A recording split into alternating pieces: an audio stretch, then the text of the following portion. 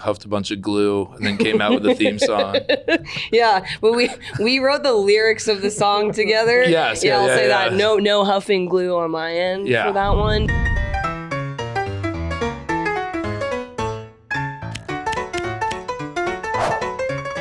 Well, thank you so much for stopping by today. I feel like writing synopses for film festivals and the like is probably usually a fairly thankless task. It seems borderline impossible with Stars Diner for you guys. How would you describe your television program? What's the elevator pitch for Stars Diner?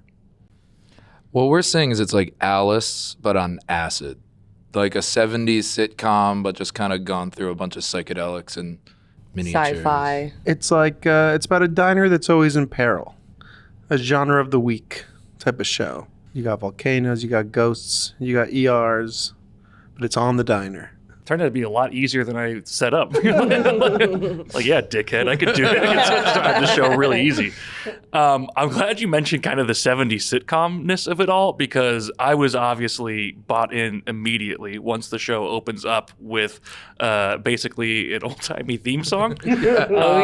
Can you tell me a little bit yeah. about the writing of that? And also, do you pinky promise that if you do more episodes, that's going to lead off every single episode? Oh, absolutely. Yeah. No, the thinking behind that was, like The Nanny, the opening of The Nanny explains the entire premise of the show immediately, so you know exactly what it's about.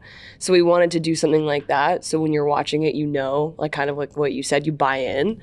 And Tyler's a wordsmith, music smith. A word wizard. A word wizard over I went here. full Charlie Day and Always Sunny and just like huffed a bunch of glue and then came out with the theme song.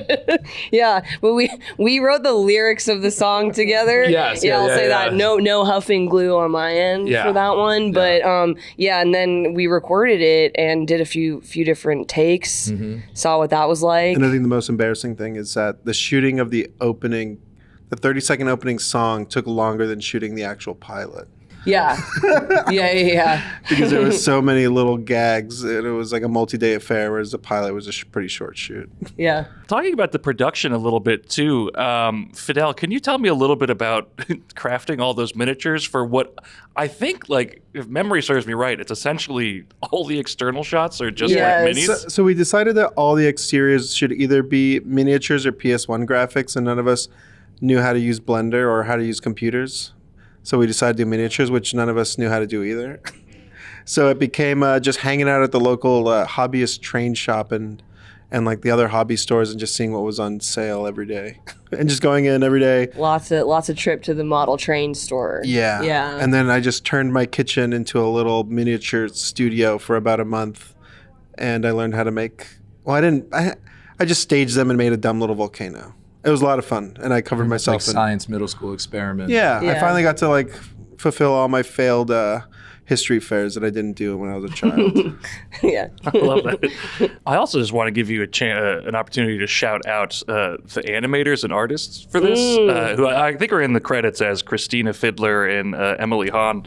Oh, yeah. For art and stop motion. Really good.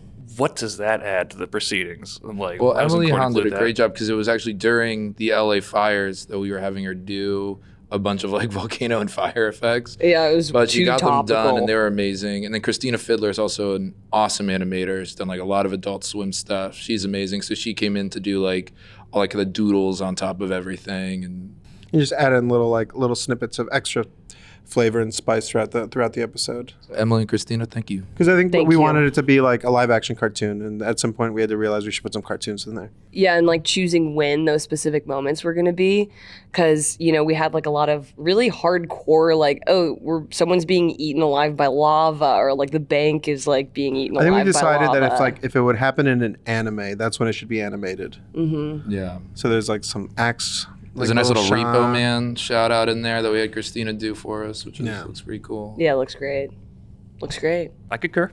Yeah. If it's not kind of clear to the viewer at home yet, there's a real DIY energy to this pilot. With that in mind, what are some of each of your comedic inspirations? Well, I love Austin Powers. Oh, we love I'll Austin say it for the Powers. millionth time, 100%. man. Big Mike Myers heads over here. Yeah, I mean, that was like, I love those classic comedies of the 90s. But in terms of shows that really directly kind of inspired this show, I love the first few seasons of Rick and Morty. You know, I think they did a really good classic sci-fi animated show that we tried to bring some of that into this. Yeah. We watched a lot of Cheers. And I'll say it, I like Friends. I'll say it. Ooh. I like You're a Friends. Seinfeld guy, right? Yeah, I love Yeah. Seinfeld. Yeah. Never seen Friends, actually. I've always wanted to do a multicam so badly. And so this is a dream come I true. think it was like a mixture of that, and I mean, for me anyway, I was looking a lot at like Pee-wee's Playhouse, just like what can be tactile, what can be add colorful, don't take it too seriously. And then like there's this amazing Neil Young Devo movie called Human Highway that we looked at a lot, which if you see that movie, you'll see a lot of similarities. Yeah, Neil Young made one movie and it was buried. It's very good though. It's very cool. It's really, really cool. I'm just gonna shout out the show Matlock. I love Let's go. 70s and 80s old sitcoms where everyone's like really wholesome and they always have like one character thing. Like in Matlock, he's just obsessed with hot dogs and he just eats hot dogs the whole show. Oh, you know what I'll also say is that we wanted my character to have a catchphrase that she says in every episode. Because in every episode, there's a catastrophe that threatens the diner, and then the diner gets saved in every episode. So I always say, by golly, the diner's saved. Because have you ever seen Extras, the Ricky Gervais show? He plays a character that was on a British sitcom in like the 80s or the 90s. When the whistle blows. And that's the name of the show, yeah. And so his catchphrase is he having a laugh? Is he having a laugh? Are you having a laugh? Are you having a laugh? And so I was like, wait, I want to do that, but for my I'm only character. gonna do this show if I get a sick catchphrase. Yeah. I'm glad that TV is coming up so frequently in this conversation between Friends and Matlock. The two obvious. Yeah, is too obvious, Friends too and- obvious. Yeah, totally. You know, I've been coming to South by for a few years now, and for some reason, something about the concept of indie television never gets less novel to me. Because, I mean, like, we're always, like, indie film is such an established thing, but, like, the concept of TV almost seems antithetical to indie and independent. To each of you, what does, like, the concept of indie TV mean to you, and why Star's Diner is a television show as opposed to a movie, I suppose? I don't think I'd ever conceived of indie TV, but we were at South by last year, and I remember Mark Duplass had like an indie TV night where he was like, I was like, we did a bunch of indie films in the 2000s and like the 2010s, and that like was like a movement, and that we like saw that to the end, and now we have like ideas for shows, so we're just gonna produce them and see if somebody wants them instead of doing the whole rigmarole of waiting for yeses. And after that just seemed like, oh, that just seems like so much fun. Like, here's like a concept that, like, in a world I'd love to live in over and over and over and again.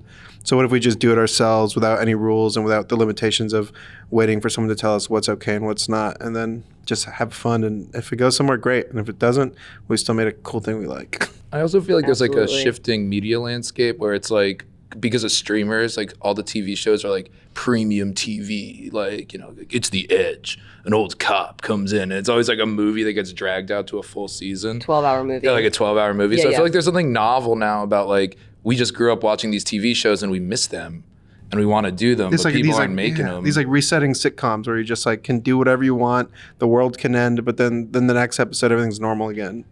There's no big through line. It's just every episode's a fun little gag episode. I love that. I think last year we had Mark Duplass and them in the studio to Oh, talk about was the. he was sitting right here? I put you in and hit that exact chair. God. Yeah. Holy God. The Duplass Do you want to seat. switch spots? Yeah. When we have No, people, no. when we have people come in now, they request, "Can I have the Duplass, please?" Amazing. Sure. Hopefully you don't get possessed by the soul. And they gave kind of like a similar spiel to that of just like, just make it. And then lo and behold, I think two of those things that they showcased last year ended up on Netflix, and one of them was the most watched thing on Netflix that week. I think Let's was go. Penelope. So Let's Trust go. independent artists. yeah. So Star's good. Diner, #1 on Netflix right now. As somebody who is not native to California and does not live in California, am I missing out on any geographical humor of this all taking place in Fresno? Is a California We watching love this and being Fresno. like, I don't know. obviously this is in Fresno? This is an interesting story. A few years ago, we did a short film in New Mexico, and one of the actors was called Fresno. And he played like a shirtless man, and he lived out of a van, and he kept hitting on he was like the stage mom that was there. So ever since that happened, Fresno's just been burned into my head as just this sort of wild, lawless place where anything can happen and your wildest dreams can come true. Well, no, I grew up in California, in Southern California, and I love all the different parts of California. I think that there's something really special about like Bakersfield and Fresno. They're really, really sort of like bizarre mixes of Midwest towns plopped into gold country.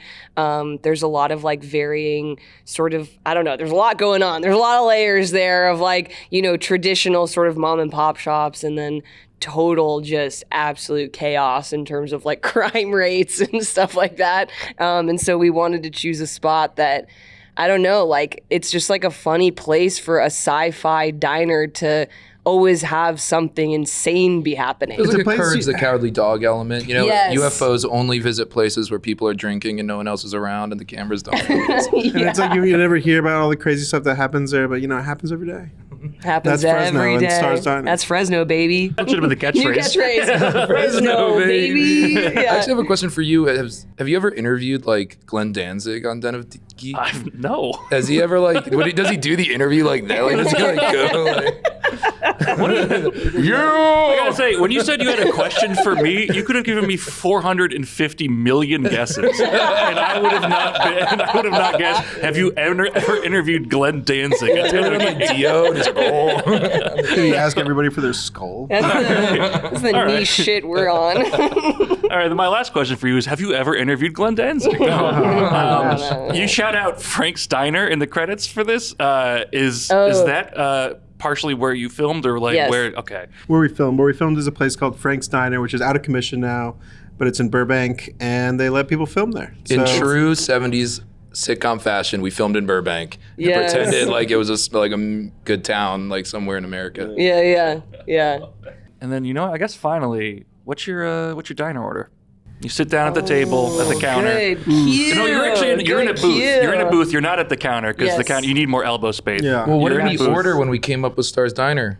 Well, I'm a classic, 2 eggs any style with potatoes You tell and the bacon. waiter any style? Well, that's what it says on the menu. I choose. I see. I choose over easy. You're like, surprise me. Cheese. I'd be Surprise that's me. crazy. Any style. Cheese. I have 2 eggs any Canceling style. me. You got one hard boiled and you one choose poached. baby. I'm one of those guys. Dealer's choice. Yeah, dealer's choice. Princess. Surprise me. Like live dangerously on my eggs. And black coffee. Black coffee. Refill all the time. Oh yeah, I've become a tuna milk guy. Yeah, I used to not eat. I used to be more of a strict vegetarian. I started eating fish a couple years ago. Pass. Tuna melts. I'm a Blow my turkey mind. club and a Diet Coke. I do coffee always. Yeah. Coffee, This is, no an sugar. this is an eclectic bunch when you I sit hate down yeah. at dinner. breakfast. And you know I'm going what? to cancel Yeah, myself. I breakfast. hate breakfast. Who got the steak and eggs when we? That was John Trey. Our friend John Oh yeah, Trey. yeah. Shout out John Trey, who was with us the night that we came up with this idea. He was at the diner with us. He got a steak and eggs. At 3 a.m, Yeah, he got a steak and eggs at and 3 it in the took them morning. 2 hours to make it. Yeah, I know So you get it super well done. it's burnt on the outside, frozen on the inside. frozen on just the way I inside, like burned it. on the outside. Yeah. I'll tell you what. I think that's that. Thanks so much for Amazing. stopping by. Thank you so much. Stars Diner, as we established, #1 on Netflix, #1 everywhere. Don't check it. Et cetera, et It's cetera. there. Perfect. Thank Thanks, you. everybody. Thank you. Thanks.